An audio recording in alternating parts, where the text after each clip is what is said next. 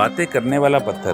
شونا کڈ کے ناظرین، اگر آپ چینل پر نئے ہیں تو چینل کو سبسکرائب کر لیں تاکہ آپ کو آنے والی ہر نئی کہانی یوں ہی ملتی رہے۔ پنجاب کے ایک ننھے سے گاؤں کے کنارے جہاں کھیت لہلاتے اور پیپل کے درخت سرگوشیاں کرتے تھے، ایک ننھا سا لڑکا رہتا تھا۔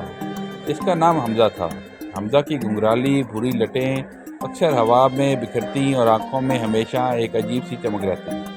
وہ گاؤں کے دوسرے بچوں کی طرح صرف کھیلنے میں نہیں لگا رہتا تھا، بلکہ ہر چیز میں تجسس ڈھونڈتا۔ کبھی وہ پرندوں کے گھونسلے دیکھنے درخت پر چڑھ جاتا، کبھی ندی کے پانی کو ہاتھوں میں بھر کر اس کی لہروں میں چھپے رنگ تلاش کرتا۔ گاؤں کے بڑے کہتے یہ لڑکا بڑا نرالا ہے، ہمیشہ کچھ نہ کچھ سوچتا رہتا ہے۔ ایک دن دوپہر کے وقت جب سورج نرم تھا اور ہوا میں ہلکی خوشبو پھیلی ہوئی تھی، حمزہ اپنے کچے گھر کے پیچھے جنگل کی طرف نکل گیا جہاں گھنا تھا۔ پرندوں کی آواز اور پتوں کی سرسراہٹ چاروں طرف بکھری ہوئی تھی۔ چلتے چلتے اچانک حمزہ کی نظر ایک چمکتے پتھر پر پڑی۔ وہ پتھر بالکل ہموار اور چمکدار تھا، جیسے کسی نے اسے تراش کر رکھا ہو۔ اس پر ہلکی سی روشنی جھلملاتی تھی۔ حمزہ حیرت سے قریب گیا اور آہستہ آہستہ انگلیوں سے اس کی سطح کو چھونے لگا۔ جیسے ہی اس نے اس کو چھوا، پتھر سے ایک نرم اور گہری آواز آئی، السلام علیکم حمزہ۔ حمزہ اچھل کر پیچھے ہٹا، اس کی آنکھیں حیرت سے پھیل گئیں۔ یہ پتھر بولتا ہے، اس نے کھلا کر کہا۔ پتھر نے ہلکی سی ہنسی کے ساتھ کہا، جی ہاں، میں باتیں کرنے والا پتھر ہوں۔ حمزہ دھیرے دھیرے واپس قریب آیا اور گھاس پر بیٹھ گیا۔ وہ کان لگائے سننے لگا۔ پھر پتھر کہنے لگا، میں صدیوں سے یہاں پڑا ہوں، درختوں کی سرگوشیاں سنتا ہوں، ہوا کی نغمی سنتا ہوں اور کبھی کبھار کسی دلیر اور تجسس رکھنے والے بچے کو اپنی کہانیاں بھی سناتا ہوں۔ حمزہ نے آنکھیں پھاڑ کر پوچھا، کہانیاں؟ کیسی کہانیاں؟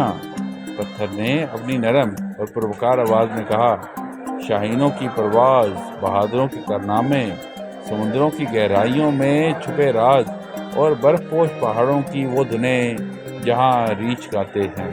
حمزہ کا دل تیزی سے دھڑکنے لگا۔ اس نے کہا، مجھے سناؤ نا کوئی کہانی۔ پتھر نے اپنی بات شروع کی۔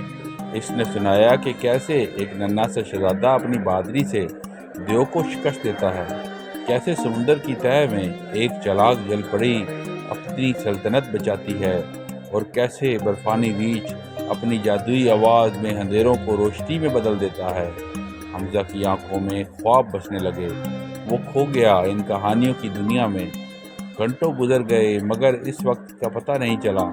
پھر پتھر نے کہا، اب میں تمہیں ایک انوکھی کہانی سنانے لگا ہوں۔ یہ کہانی ہے ایک ننھے لڑکے کی جو اپنے تجسس اور دل کی پاکیزگی سے ایک باتیں کرنے والے پتھر کا دوست بن گیا۔ وہ لڑکا دنیا کا سب سے بڑا قصہ گو بن گیا۔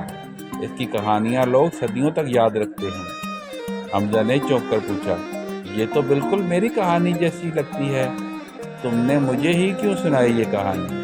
پتھر نے نرمی سے کہا، کیونکہ ہر کہانی کا ایک سننے والا، ایک سنانے والا اور ایک زندہ رکھنے والا ہوتا ہے، اور میں نے تم میں اپنا قصہ ڈھونڈ لیا۔ اس دن کے بعد حمزہ روز اس پتھر کے پاس جانے لگا۔ وہ نئی نئی کہانیاں سناتا اور پھر گاؤں واپس آ کر بچوں اور بڑوں کو سناتا۔ لوگ حیران رہ جاتے کہ اتنے چھوٹے بچے کو یہ قصے کہاں سے ملتے ہیں۔ کبھی وہ سمندر کی جل پریوں کی بات کرتا، کبھی پہاڑوں کے گانوں کی ریچھوں کی بات کرتا۔ گاؤں والے اب کہتے تھے، حمزہ تو جادوگر ہے، اس کی کہانیاں میں خوشبو اور روشنی ہے۔ حمزہ مسکرا کر دل ہی دل میں جانتا تھا کہ اصل جادو اس کے دوست کی باتیں کرنے والا پتھر ہے۔ وقت گزرتا گیا اور حمزہ بڑا ہو گیا، مگر وہ کہانیوں کا خزانہ جس کے ساتھ بانٹتا رہا۔ گاؤں کے بچے، مسافر، حتیٰ کہ بوڑھے سب اس کی محفل میں بیٹھتے اور اس کی باتوں میں کھو جاتے۔